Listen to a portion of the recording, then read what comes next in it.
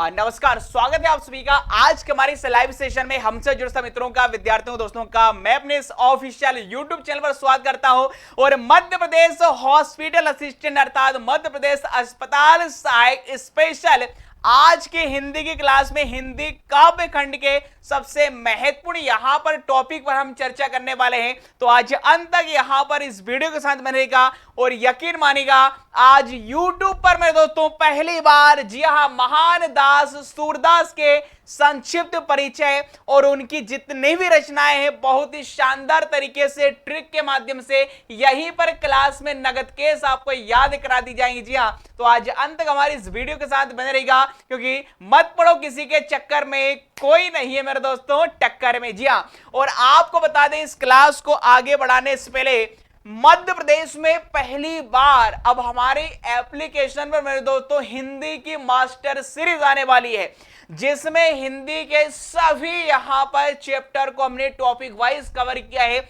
कुल 50 टेस्ट होने वाले हैं और ईएसपी व्यापम के हर एक एग्जाम के लिए महत्वपूर्ण होगी, चाहे वो फॉरेस्ट हो, जेल प्रहरी हो, ग्रुप 2 सब ग्रुप 4 हो या कोई भी एग्जाम हो, पंचायत सचिव का एग्जाम हो, जहां पर भी हिंदी पूछी जाती है, अस्पताल सहायक में, फॉरेस्ट में, सब में मेरे दोस्तों ये टेस्ट सीरीज कारगर सिद्ध होगी, क्योंकि व्यापम की नई एजेंसी अपटेक पर आधारित है। माइनस मार्किंग भी इसमें हमने यहां पर जोड़ी है और सभी प्रश्नों के उत्तर को डिटेल सॉल्यूशन में बताया है। ये मध्य प्रदेश की पहली ऐसी टेस्ट सीरीज हमारे एप्लीकेशन पर जल्द मेरे दोस्तों लॉन्च होने वाली है। पहला टेस्ट डेमो के तौर पर भी फ्री रहेगा, जिसमें हमने सिर्फ हिंदी व्याकरण ही नहीं, हमने मेरे दोस्तों 700 से 800 क्वेश्चन तो हिंदी साहित्य कवर किए हैं। हिंदी साहित्य हो, लिटरेचर हो, कोई भी चैप्टर हिंदी का मेरे दोस्तों काफी ज्यादा डिटेल में हमने इस टेस्ट सीरीज को बनाया है। तो बहुत जल्द आपको ये टेस्ट सीरीज हमारी एप्लीकेशन पर देखने को मिलेगी। और इसी के अलावा आपको बता दें हाल ही में जो अस्पताल सहायक के 1200 पद आए हैं 7 मई 2026 से, जिसके आवेदन प्रारंभ हो रहे हैं, योग्यता मात्र 10वीं पास है, तो इसकी भी स्पेशल टेस्ट सीरीज हमने लॉन्च कर दी है। पहला टेस्ट डेमो के तौर पर है और जो सिलेबस है ईएसवी ने जो हॉस्पिटल असिस्टेंट का दिया है उस सिलेबस पर आधारित माइनस मार्किंग के साथ इस टेस्ट सीरीज को हमने लॉन्च किया है। तो इस टेस्ट सीरीज का पहला टेस्ट डेमो के तौर पर आप सभी के लिए फ्री है। सभी यहां पर इस पहले टेस्ट सीरीज को जरूर लगाइए। पहले टेस्ट को आपको कंटेंट का पता लगेगा किस लेवल पर हमने काम किया है। बाइलिंगुअल टेस्ट सीरीज है, सॉल्यूशन भी यहां पर बाइलिंगुअल हमने दिया है, ठीक है। तो ये इसी के अलावा सीपीसीटी का कोर्स, सीपीसीटी की टेस्ट सीरीज भी आप हमारी एप्लीकेशन से ले सकते हैं। ग्रुप 4 का कोर्स, ग्रुप 4 की टेस्ट सीरीज भी अवेलेबल है। ये सब कुछ आपको मिलेगा हमारी एप्लीकेशन पर, जिसका नाम है संदीप गोरसर। इसी वीडियो के डिस्क्रिप्शन में हमारे व्हाट्सएप चैनल, टेलीग्राम ग्रुप और एप्लीकेशन की लिंक देख रखिए, जिससे आप हमसे जुड़ सकते हैं। तो आइए बिना समय गवाए आज हम अस्पताल सहायक का जो सिलेबस है, जिसमें हिंदी है, इसके अलावा अंग्रेजी है, गणित है, विज्ञान है, सामाजिक विज्ञान में, तो पहली क्लास हमारी यहां पर आज रहने वाली है। और यदि हम इसके सिलेबस की बात करें तो देखिएगा व्यापम ने रूल बुक में यहां पर अस्पताल सहायक में हिंदी का जो सिलेबस दिया है, जिसमें काव्य खंड भी जोड़े गए, गद्य खंड जोड़े गए, मतलब ये पोएट्री पोएम के फॉर्म में होंगे, ये यहां पर आप कह सकते हैं पैसेज या स्टोरी के फॉर्म में रहेंगे, और ये व्याकरण भी जिसमें जोड़ा गया है, यहां पर लेखन, पत्र लेखन भी है और कृतिका भाग भी है। ये सब कुछ मेरे दोस्तों हम आपको यहां पर कवर कराने वाले हैं। और इसी के अलावा थोड़ा और बेहतरीन तरीके से आप यहां पर सिलेबस को देख सकते हैं और इस भर्ती से संबंधित जानकारी, किस कैटेगरी में कितने पद हैं, यहां पर सैलरी कितनी क्या रहेगी, सब कुछ यहां पर आप देख सकते हैं। चलिए तो बिना समय गवाए आज हमारे सिलेबस में यहां पर हिंदी काव्यखंड में जो पहला टॉपिक है सूरदास के पद। अब देखिए सूरदास के पद पढ़ने से पहले मैं जब भी कोई चैप्टर पढ़ाता हूं, चाहे हिंदी का हो या किसी भी यहां पर लैंग्वेज में हम यदि बात करें, तो उसकी नींव सबसे महत्वपूर्ण होती है। नींव जितनी महत्वपूर्ण होगी उतना ही लाइव ड्यूरेशन मकान का रहेगा। कहने का तात्पर्य मेरा यह है कि सूरदास के पदों को पढ़ना है तो सूरदास के जीवन परिचय से आपको अवगत कराएंगे। सूरदास की महान रचनाएं वो कौन कौन सी, ऐसे महान दास की, महान कवि की रचनाएं क्या है, और एग्जाम में कौन कौन से पॉइंट पूछे जाएंगे या इससे पहले प्रीवियस एग्जाम में कौन कौन से सवाल पूछे गए हैं, वो भी मेरे दोस्तों हम आपको बताएंगे, ठीक है। तो यहां पर बात करते हैं सूरदास के संक्षिप्त परिचय की। देखिए मेरे दोस्तों कि जिसने श्री कृष्ण को पहचाना उसने जिसने श्री कृष्ण को जाना उसने प्रेम को पहचाना, जिसने श्री कृष्ण को जाना उसने प्रेम को पहचाना। और सूरदास के शब्दों में छिपा है मेरे दोस्तों भक्ति का खजाना। तो आइए ऐसे महान दास की, सूरदास के सुप्रसिद्ध कवि की हम संक्षिप्त जीवनी यहां पर देख रहे हैं, और हम यह भी देखेंगे कौन कौन से सवाल यहां से आपके वनडे एग्जाम में आएंगे। सबसे पहले यहां पर आइए बात करते हैं यहां पर नाम की। तो यहां पर देखिएगा इसे महान कवि का नाम है सूरदास, हिंदी साहित्य में बहुत ही सुप्रसिद्ध। आप सभी ने स्कूल टाइम में इनके पद बहुत ही बेहतरीन तरीके से पढ़े होंगे। पहले नंबर का ही चैप्टर हुआ करता था, रैदास के बाद मीरा के बाद सूरदास के बाद मैया मोरी दाऊ बहुत खिजायो, या मैया मोरी। ये शब्द सुनते ही मेरे दोस्तों मन में श्री कृष्ण के बाल के बचपन की एक तस्वीर से हमारे समक्ष दिखने लगती है, मैया मोरी मैं नहीं माखन खायो। जी हाँ, तो यहां पर सूरदास नाम है। अब देखिएगा जन्म कई बार पूछा जाता है, तो देखिएगा 1478, हालांकि अनुमानित है। मतलब देखिएगा कई सारे हिंदी में से कवि या लेखक हुए हैं जिनके जन्म के बारे में थोड़ी थोड़ी कहीं ना कहीं यहां पर यह हम कह सकते हैं डिफरेंस मिलता है, बट हम पूरा प्रयास रहेगा आपको वही चीजें पढ़ाएं जो एग्जाम में सही मानी जाए। ठीक है, तो 1478 माना जाता है।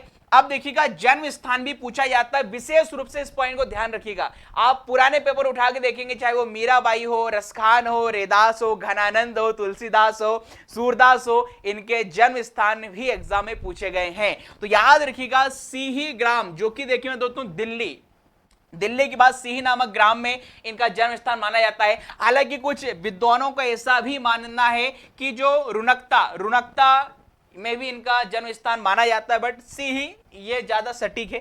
और वहीं पर इनके गुरु के बारे में कई बार एग्जाम में पूछा गया है। तो देखिए इनके जो गुरु हैं वह है मेरे दोस्तों Mahaprabhu Vallabhacharya. This is most important, सीधा यहां पर एग्जाम में छपेगा। जितने स्टार लगाना हो मेरी जान लगा लीजिएगा। तो इनके गुरु का नाम पूछा जाए सूरदास के, तो इनके गुरु का नाम मेरे दोस्तों यहां पर महाप्रभु वल्लभाचार्य है। और भक्ति मार्ग इनका कौन सा रहा है? पुष्टि मार्ग। अब पुष्टि मार्ग का मतलब सर यहां पर क्या है भैया? पुष्टि का मतलब होता है भगवान की कृपा, और मार्ग का मतलब क्या है? रास्ता। मतलब भक्ति की कृपा से, भगवान या ईश्वर की कृपा से जो हमें भक्ति का मार्ग मिलता है हम उसे पुष्टि मार्ग कहते हैं। मतलब इसमें आपकी मेहनत है, आपका जो तप है, उससे भगवान या ईश्वर की आपको प्राप्ति नहीं होगी। भगवान की कृपा से ही भक्ति मार्ग आपको मिलेगा, आपको मोक्ष मिलेगा। ये पुष्टि मार्ग में बताया जाता है। तो ये पुष्टि मार्ग के कवि कहलाते हैं, जो कि सगुण कृष्ण भक्ति के अंतर्गत यहां पर आते हैं, क्योंकि इन्होंने कृष्ण भगवान से संबंधित यहां पर रचनाएं लिखी हैं। अब निधन की बात करें तो 1583 ईस्वी में पारसोली आपको बता दें ये उत्तर प्रदेश राज्य में मथुरा जिले का एक गांव है पारसोली। यहां पर इनका निधन माना जाता है। कहीं कहीं पर वृंदावन भी बता दिया जाता है। ठीक है, और यहां पर सूरदास वल्लभ के शिष्य हैं, कृष्ण भक्ति के रचिता विशेष हैं, और भक्ति काल के प्रमुख कृष्ण भक्त कवि है। अब देखिए अलग अलग काल होते हैं, आदि काल होता है, फिर उसके बाद भक्ति काल आया है, फिर रीति काल, फिर आधुनिक काल। किस काल के कवि ये रहे हैं? तो याद रखिएगा भक्ति संबंधित रचनाएं, वो भी विशेष रूप से इन्होंने श्री कृष्ण की भक्ति की रचनाएं लिखी, भक्ति की है, तो ये भक्ति काल के कवि है। और किस भाषा के हैं? तो भैया ब्रज भाषा के महान रचनाकार है। सूरदास के पद आपने पढ़े हैं, ब्रज भाषा में मैया मोरी मैं नहीं माखन खायो। और इनकी प्रमुख रचना है सूर सागर। जी हाँ दोस्तों, सूर सागर। और सागर में गागर भरने के नाम से कौन सा कवि प्रसिद्ध है? ये एग्जाम में कई बार पूछा गया, कमेंट बॉक्स में जरूर बताइएगा गागर में सागर भरने के नाम से कौन प्रसिद्ध है। ठीक है, गागर में सागर भरना एक मुहावरा भी है, जिसका मतलब होता है कि कम शब्दों में बहुत कुछ कह देना। जैसे हमारे घर वाले हमसे कम शब्दों में बहुत कुछ कह डालते हैं, जो हमें अंदर ही अंदर काफी बुरा लगता है मेरे दोस्तों। ठीक है, चलिए आगे बढ़ते हैं। यहां पर अब बात करेंगे, जैसे मैंने कहा था कि इनके जन्म को लेकर कुछ मतभेद भी हैं। तो जैसे मैंने आपको कहा कि इनका जन्म 1478 ईस्वी है। जन्म स्थान को लेकर मतभेद यह है कि अधिकांश विद्वान उनका जन्म मेरे दोस्तों दिल्ली, देख सकते हैं यहां पर इंडिया गेट भी बना हुआ है, दिल्ली के पास यहां पर सिही नामक ग्राम में मानते हैं, और कई यहां पर हरियाणा के यहां पर रुनकता में भी मानते हैं। बट सिही आप लगा के आ सकते हैं, और ऑप्शन में जब सिही नहीं है तो आप हरियाणा रुनकता लगा सकते हैं। आगे बात करें इनका जो दूसरा मत क्या है, यहां पर जैसे कुछ विद्वान उनका जो जन्म है मथुरा आगरा मार्ग पर स्थित रुनकता या रेणुका क्षेत्र नामक स्थान पर मानते हैं। तो ये जो मतभेद है वो भी आपको बताना जरूरी था, क्योंकि कई सारे व्यक्तियों को कंफ्यूजन रहता है, सर उस किताब में हमने ये देखा, इस किताब में ये देखा। तो कोई भी आपको पॉइंट कंफ्यूज नहीं होने देंगे, चाहे वल्फ हो जाए फ्यूज, हम आपके कान के फ्यूज को ठीक करने वाले हैं, कंफ्यूजन को दूर करने वाले हैं। चलिए, तो ये तो हो गई भैया इससे संबंधित यहां पर जानकारी।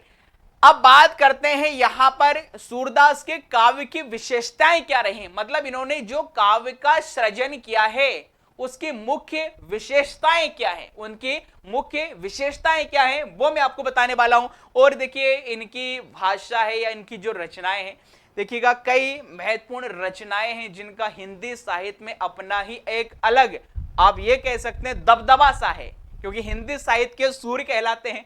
जिस प्रकार सूर्य आसमान में चमकता है, प्रकाश पूरे संसार में फैलाता है, उसी प्रकार सूरदास ने भी अपनी रचनाओं से हिंदी साहित्य में एक ऐसा अपना प्रभाव डाला है, अपनी भक्ति से, अपनी रचनाओं से। ठीक है, तो ये सब कुछ यहां पर इनके बारे में हम देखेंगे कि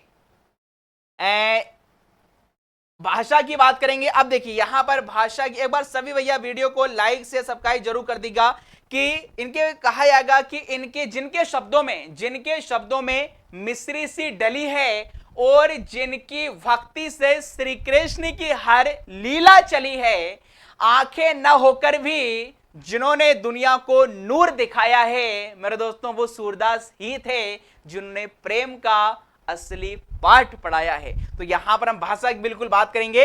तो भाषा यदि आपसे पूछे एग्जाम में क्या भाषा रही, तो ब्रज भाषा में ही इन्होंने रचनाएं लिखी हैं। ब्रज भाषा में यदि हम बात करें, मीराबाई ने, रसकान ने, इन्होंने ब्रज भाषा में कई रचनाएं लिखी है। ठीक है, मुख्य विषय की बात करें तो कृष्ण की भक्ति की है, क्योंकि जब आप भक्ति काल पढ़ते हैं तो भक्ति काल को भी दो भागों में बांटा जाता है, कृष्ण भक्ति शाखा, वो सारे कवि जिन्होंने कृष्ण की भक्ति संबंधी रचनाएं लिखी है, और एक राम भक्ति शाखा था जिसमें तुलसीदास जी का नाम आता है। तो ये कृष्ण भक्ति संबंध। रस की बात करें तो विशेष रूप से वात्सल रस, मतलब बाल कृष्ण की बचपन की लीलाओं का वर्णन किया है, और जहां पर भी किसी के बचपन की बाल लीलाओं का वर्णन होता है वहां पर वात्सल रस होता है, क्योंकि वात्सल रस में आप सब जानते हैं वत्सल या स्नेह होता है, और यह स्नेह माता और एक पुत्र के मध्य होता है। ठीक है, आगे देखिएगा शैली की बात करें तो शैली इनकी काफी सरल है, मैं भी काफी यहां पर सरल है, मुझे समझना बहुत आसान है। ठीक है, इजी से भी आसान है। इसी प्रकार मधुरता है और भावपूर्ण रही है, सरल भाषा, गहरी भावना और रहे भावना, ऐसी मेरी सरल सत्य व्यवहार करूं, जहां तक हो इस जीवन में औरों का मेरे दोस्तों उपकार करूं। तो कृष्ण प्रेम की यहां पर अमर धारा, तो ये यहां पर आप देखेंगे। चलिए आगे बढ़ते हैं। नेक्स्ट यहां पर अब बात करते हैं कि साहित्य में सूरदास का स्थान क्या है। तो देखिए भक्ति काल के महानतम कवि हैं, जहां ना पहुंचे मेरे दोस्तों रवि और वहां पहुंचेगा हमेशा कवि। ठीक है, और इनकी छवि साहित्य में कैसी है वो हम आपको बता रहे हैं। तो हिंदी साहित्य में देखिएगा सर्वोच्च स्थान इन्हें प्राप्त है।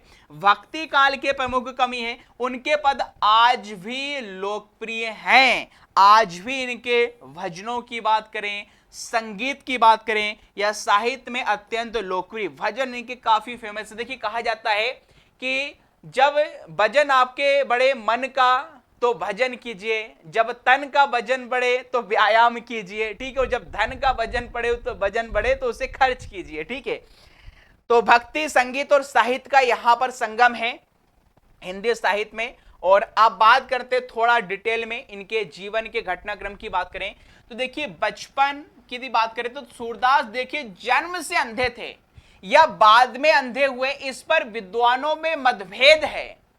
अब आपने देखा होगा शुरू से जब हम भी स्कूल टाइम में पढ़ते थे तो ये भी बिल्कुल हमारे शिक्षकों के द्वारा भी पढ़ाया जाता था कि स्पष्टीकरण नहीं दिया गया है, मतलब स्पष्ट उल्लेख नहीं मिलता है कि क्या सूरदास जन्म से अंधे थे या नहीं थे। अब एक पल के लिए मान लें यदि सूरदास जन्म से अंधे थे तो फिर इन्होंने इतनी जो रचनाएं लिखी हैं जिनमें उन्होंने श्री कृष्ण के सौंदर्य का, मुख का, वेशभूषा का इतना अनुपम वर्णन किया है जितना वर्णन आज के फोटोग्राफी एचडी कैमरे भी ना कर पाए। सोच सकते हैं यदि अंधे ही थे तो क्या उनकी कल्पना रही होगी, क्या भगवान की कृपा रही होगी जिसके चलते इन्होंने इतनी इतनी बड़ी बड़ी रचनाएं इतना बेहतरीन तरीके से श्री कृष्ण को अपनी रचनाओं में यहां पर बांधा है और उस प्रेम को लोगों तक पहुंचाया है।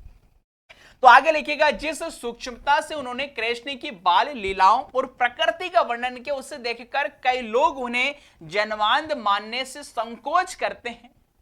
जो काम हमारी आंखें हैं हम नहीं कर पाते हैं और वो काम उन्होंने अंधे होते हुए भी कर दिए, तो इसके पीछे फिर यहां पर ऐसा लगता है कि शायद वो ना अंधे थे या बाद में अंधे हुए। ठीक है, अब गुरु से कब भेंट हुई, तो देखिए उनकी भेंट गौ घाट पर बल्लभाचार्य जी से हुई। चूंकि हमने कहा था इनके गुरु पूछे जाते हैं महाप्रभु बल्लभाचार्य, और बल्लभाचार्य ने ही उन्हें पुष्टि मार्ग में दीक्षित किया। पुष्टि मार्ग का मतलब है कि भक्ति की कृपा, भगवान की कृपा से ही भक्ति की प्राप्ति होगी, इसका जो दीक्षा है बल्लभाचार्य ने दी। और कृष्ण की लीलाओं के पद गाने का सुझाव इन्हीं के द्वारा दिया गया था। इसके बाद में श्रीनाथ जी के मंदिर, मतलब बात कर रहे हैं मथुरा वृंदावन की, के मंदिर में कीर्तन करने लगे। अब आगे आता है यहां पर अष्ट छाप का जहाज किसे कहा जाता है, तो सूरदास देखिए बल्लभाचार्य के भी पुत्र जो कि विट्ठलनाथ द्वारा स्थापित अष्ट छाप के कवियों में सबसे प्रमुख माने जाते हैं। अष्ट छाप का मतलब है यहां पर 8 कवियों का एक समूह है जो श्री कृष्ण की बाल लीलाओं का बखान करते हैं, कीर्तन करते हैं। और इन 8 कवियों में से सबसे प्रमुख माने जाते हैं सूरदास। यहां भी हम अष्टछाप की भी हम चर्चा करेंगे आगे। ठीक है, इसके बारे में भी एग्जाम में कई बार पूछा गया है, तो देखिए बहुत ही शानदार ढंग से कि भक्ति काल के उन 8 भक्त कवियों का एक समूह है जिन्होंने भगवान श्री कृष्ण की लीलाओं का गुणगान अपने पदों के माध्यम से किया है। और अष्टछाप का परिचय यदि आपसे पूछे कि अष्टछाप की स्थापना कब हुई, दिस इज मोस्ट इंपोर्टेंट 1565 ईस्वी में। और किसने की है, तो महाप्रभु बल्लभाचार्य। ये कौन थे, तो ये सूरदास जी के गुरु थे। तो सूरदास जी के गुरु जी के पुत्र विट्ठलनाथ के द्वारा अष्टछाप की मेरे दोस्तों यहां पर क्या की गई थी, स्थापना की गई थी। ठीक है, आगे बात करेंगे इसके संरचना स्ट्रक्चर। अब देखिए अष्ट छाप, अष्ट का मतलब कितने, यहां पर 8। ठीक है, इसका मतलब है इसमें कुल 8 कवि हैं जिसमें से 4 कवि वल्लभाचार्य के शिष्य थे और 4 जो कवि थे वल्लभाचार्य के पुत्र जिन्होंने अष्टछाप की यहां पर स्थापना की, वो विट्ठलनाथ के शिष्य थे। अब यहां से एग्जाम में पूछा जाता है कि निम्नलिखित में से कौन सा कवि है जो अष्टछाप की श्रेणी में नहीं आता। मतलब आपको पूरे 8 कवियों के बारे में जानकारी होना चाहिए। या फिर कभी कभी जब पेपर टफ आता तो यह भी आपसे पूछ लिया जाता है कि कौन से अष्टछाप के 8 कवियों में से वल्लभाचार्य का शिष्य नहीं था, या कौन अष्टछाप के 8 कवियों में से हम कहें विट्ठलनाथ का शिष्य नहीं था। तो यह भी आपको मालूम होना चाहिए। ठीक है, अब इनका कार्य एक्चुअली में है क्या। ये 8 कवि श्रीनाथ, मतलब मथुरा वृंदावन जो मंदिर है, श्रीनाथ जी के मंदिर गोवर्धन पर्वत में 8 पहर की सेवा और कीर्तन करते थे। कौन, यहां पर जो अष्टछाप के नाम से विभूषित किए गए थे 8 कवि। अब इसमें से वो 8 कौन कौन से, ये भी आपको मालूम होना चाहिए। बहुत ही अच्छे तरीके से बता रहे कि अष्टछाप के कवियों को उनके गुरुओं के आधार पर देखिए 2 भागों में बांटा गया है। वल्लभाचार्य के 4 शिष्य हैं जिसमें कुंभन है। ठीक है, कुंभन दास, सूरदास, परमानंद दास और कृष्णदास। और विट्ठलनाथ के जो 4 शिष्य थे वो गोविंद स्वामी थे, शीत स्वामी थे, चतुर्भुज दास और यहां पर नंददास। एक खास बात देखेंगे सभी में मोस्टली यहां पर दास लगा है, इन दोनों में लास्ट में क्या है, स्वामी लगा हुआ है। अब महत्वपूर्ण तो सर हम इनको याद कैसे करेंगे कि भैया 4 विट्ठलनाथ के कौन से हैं, 4 वल्लभाचार्य के कौन से, या 8 के 8 कैसे याद रखें। तो बहुत ही बढ़िया ट्रिक बता रहा हूं मैं दोस्तों, homemade trick, 0% side effect, total Ayurvedic. ऐसे ट्रिक जो आप हमेशा याद रखेंगे जिंदगी के साथ भी जिंदगी के बाद भी। वो तरीका क्या है वो देखिएगा। सबसे पहले बात करेंगे मेरे दोस्तों यहां पर वल्लभाचार्य की। किसकी बात करेंगे हम यहां पर, वल्लभाचार्य की।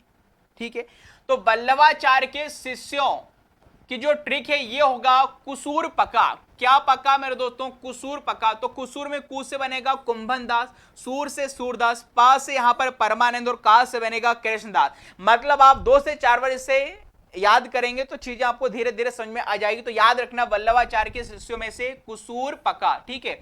अब बात करेंगे विट्ठलनाथ के जो 4 शिष्य हैं, तो विट्ठलनाथ में देखिएगा यहां पर इसकी जो ट्रिक बनेगी गोची चन, क्या बनेगी गोची चन, तो गो में से गोविंद स्वामी बन जाएगा, छी से यहां पर छीत स्वामी बन जाएगा, च से यहां पर चतुर्दास हो जाएगा और न से यहां पर नंददास हो जाएगा। तो ये 8 कवि जिन्होंने श्री कृष्ण की कीर्तन किया है, उनकी महिमा का वखान किया है, ये अष्टछाप के नाम से जाने जाते हैं, जिसकी स्थापना यहां पर विट्ठलनाथ जी के द्वारा की गई थी, ठीक है। अब वहीं पर यदि हम बात करेंगे कि पूरे 8 के 8 को एक ही बार में याद करना है, तो देखिएगा एक दोहा है, इस दोहे को आप जैसी लाइनों को 2 से 3 बार बोलने पर 8 नाम आसानी से याद हो जाते हैं। जैसे कुंभन के सूर परमानंद कृष्ण, क्या कुंभन के सूर परमानंद कृष्ण और गोविंद छीत चतुर्भुज नंद, क्या दोहा यहां पर है, कुंभन के सूर परमानंद कृष्ण गोविंद छीत चतुर्भुज नंद। तो इससे 8 के 8 यहां पर कवि आ जाएंगे, कुंभन दास, सूरदास, परमानंद दास, कृष्णदास, गोविंद स्वामी, छीत स्वामी, चतुर्भुज दास और नंददास, ठीक है। बोलो बाके बिहारी लाल की जय, ठीक है। अब अष्टछाप से जुड़े कुछ महत्वपूर्ण तथ्य एग्जाम में पूछा जाएगा। अष्टछाप का जहाज के अंदर इन द सेंस जिस प्रकार एक समंदर में सभी लोगों को जहाज का ही सहारा रहता है, तो ठीक इसी प्रकार 8 कवियों में सबसे महत्वपूर्ण जो कवि हैं इसमें ये सूरदास हैं, इन्हें अष्टछाप का जहाज कहा जाता है। और सबसे बड़े कवि पूछें, अष्टछाप में सबसे बड़े कवि की पूछें तो फिर कुंभन दास का नाम आता है, और सबसे कनिष्ठ या छोटे कवि पूछें तो ये नंदस दास आता है। ये भी एग्जाम में कई बार पूछा जा चुका है। बहुत ही बेहतरीन ढंग से मेरे दोस्तों हम आपको डिटेल पढ़ा, इससे ज्यादा डिटेल में आपको यूट्यूब पर नहीं मिलेगा, बहुत ही ज्यादा। अभी तो शुरुआत हुई है, अभी आगे आगे देखिएगा बहुत आपको शानदार चीजें मिलेंगी। अब काव्य सौष्ठव की बात करें तो सूरदास के बाद देखिए नंददास का स्थान काव्य कला में सबसे ऊंचा माना जाता है। तो ये अष्टछाप के बारे में भी हमने आपको बता दिया, क्योंकि कई सारे अभ्यर्थियों ने यहां पर इसके बारे में सुना नहीं होगा। अब बात करेंगे अष्टछाप से जुड़ी महत्वपूर्ण जो जानकारी है कि देखिएगा यहां पर जो उपनाम या उपाधि है, मतलब सूरदास को किन किन उपाधियों से विभूषित किया गया है। इन्हें वात्सल रस का सम्राट कहा जाता है, क्योंकि इन्होंने श्री कृष्ण की बाल लीलाओं का सर्वाधिक वर्णन अपनी रचनाओं में किया है, इसलिए इन्हें वात्सल रस का सम्राट कहा जाता है, ठीक है। और कृष्ण की बाल लीलाओं का अद्भुत वर्णन किया, इस कारण अष्टछाप का जहाज क्यों किया जाता है, क्योंकि 8 कवियों में से सर्वश्रेष्ठ स्थान रखते थे। पुष्टि मार्ग का जहाज है, मतलब पुष्टि मार्ग भक्ति के प्रधान कवि हैं। और भावाधिपति की बात करें तो भावों की इसमें प्रधानता है और बहुत ही ज्यादा गहराई है इनकी रचनाओं में। तो ये इनके कुछ उपनाम है, और इसके अलावा भी कुछ अन्य उपनाम है, जैसे अभी देखो वही सारी जो चीज मैंने आपको बताई है, महाकवि सूरदास के उपनाम, भक्ति काल के महान कवि और उनकी जो विशेषताएं मैंने आपको बताया। अन्य नाम की जैसे यहां पर हम बात करते हैं, और कौन कौन से नाम है, इन्हें देखिए खंजन नयन भी कहा जाता है। अब सर खंजन नयन क्यों कहा जाता है, देखिए अमृतलाल नागर का एक उपन्यास है खंजन नयन, जिसमें उन्होंने सूरदास का वर्णन किया है, और उस कारण उनकी जो कृति है खंजन नयन के कारण इन्हें खंजन नयन भी कहा जाता है, क्योंकि खंजन नयन के नाम से अमृतलाल नागर ने उपन्यास की रचना की थी सूरदास पर। तो देखिए इनकी जो काव्य दृष्टि है और भक्ति भाव को देखते हुए उन्हें खंजन नयन, खंजन का मतलब होता है सुंदर सा, प्रेम सा, प्यारा सा, के नाम से भी संबोधित किया जाता है। हिंदी साहित्य का सूर, जी हाँ, the son of Hindi literature के नाम से किसे जाना जाता है, यह सवाल कई बार एग्जाम में पूछा गया है। तो उनकी महानता के कारण यह उपाधि उन्हें प्रसिद्धि मिली है। इसलिए देखिए कवि ने लिखा भी है कि सूर सूर तुलसी शशि उडगन केशव दास, और अब के कवि खद्योत सम जह तह करत प्रकाश। कि सूर सूर तुलसी शशि मतलब सूर, मतलब सूरदास, सूर दूसरे सूर का मतलब है सूर, जिस प्रकार सूरदास सूर्य के समान है, तुलसीदास शशि चंद्रमा के समान है, और केशव दास यहां पर उडगन केशव दास, और यहां पर केशव दास यहां पर ताराओं की भांति हैं, ठीक है। और सूर सूर तुलसी शशि उडगन केशव दास, अब के कवि खद्योत सम जह तह कह प्रकार, मतलब पहले के कवियों की रचना तो उन्होंने प्राकृतिक सूर चंद्रमा तारों से की है, और कहने का से आजकल के जो कवि आते हैं थोड़ी बहुत रचनाओं से थोड़ा बहुत प्रकाश फैला देते हैं, जैसे जिस प्रकार एक जुगनू के जलने से थोड़ा बहुत प्रकाश आ जाता है। अब के कवि खद्योत मतलब होता है जुगनू, अब के कवि खद्योत सम जह तह करत प्रकाश, ठीक है। तो हिंदी साहित्य का इन्हें सूर्य मेरे दोस्तों कहा जाता है, इनके उपनाम है।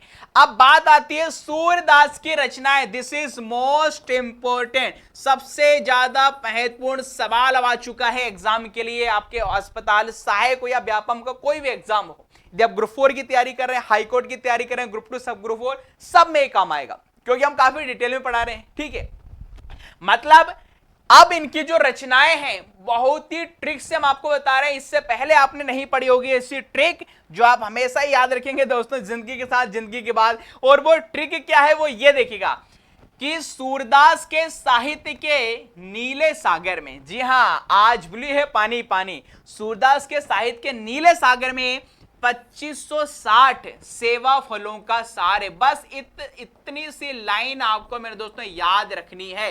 इससे कौन कौन सी रचना बनेगी, तो देखिए साहित्य का मतलब होगा साहित्य लहरी, नीले सागर का मतलब है नील दमयंती, नील का मतलब यहां पर नील दमयंती है, और सागर का मतलब हो जाएगा सूर सागर। और 2560 का मतलब 25 से याद रखेंगे सूर 25 ही, और 60 से याद रखेंगे सूर 60, और सेवा फल से याद रखेंगे सेवा फल, और सार से यहां पर सूर सारावली। क्या सूर सारावली, ये इनकी महत्वपूर्ण रचनाएं हैं, टोटल 7 हैं।